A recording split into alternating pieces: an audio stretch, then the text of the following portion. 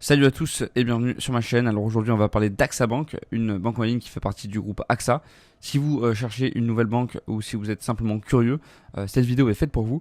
Donc nous allons passer en revue les avantages et les inconvénients d'AXA Bank et à la fin je vous donnerai ma note globale. Allez, c'est parti. Déjà, le premier avantage, et ça c'est l'un des points forts d'AXA Bank, c'est sa solide réputation. En tant que filiale du groupe AXA, elle bénéficie de l'image de confiance et de fiabilité associée à ce géant de l'assurance. Et cette réputation rassure de nombreux clients, surtout en matière de sécurité des fonds et de stabilité.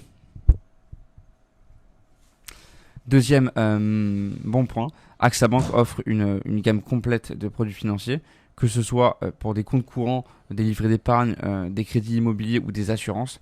AXA Bank a une offre très diversifiée. Et d'ailleurs, selon un article sur Les Échos, cette diversité elle permet aux clients de centraliser leurs services financiers au même endroit. Et ça peut être très pratique. Troisième bon point, ça c'est un autre avantage d'AXA Bank, c'est la qualité des services en ligne. L'application mobile et le site web sont bien conçus, intuitifs et faciles à utiliser. Ils permettent de réaliser la plupart des opérations courantes rapidement et sans difficulté.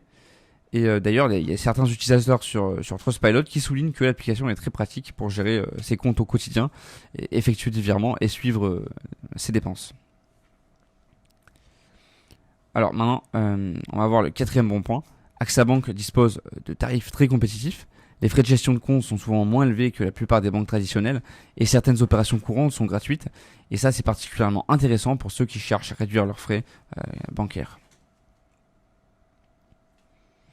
Maintenant, on va voir les inconvénients. Alors déjà, le premier inconvénient, c'est l'absence d'agence physique dédiée à la banque, parce que AXA Bank est principalement en ligne. Et bien que vous puissiez obtenir des conseils en agence AXA, les services bancaires sont spécifiques, sont souvent limités. Et ça, c'est peut-être un frein pour ceux qui cherchent un contact direct pour certaines opérations ou pour obtenir des conseils financiers en personne. Deuxième mauvais point, et ça c'est un autre point faible de l'offre d'investissement qui est limitée. Par rapport à certaines banques en ligne spécialisées dans les investissements, AXA Bank n'offre pas une gamme aussi étendue de produits d'investissement comme les actions ou les ETF. Pour les clients qui souhaitent des options d'investissement plus sophistiquées, ça peut être un vrai inconvénient.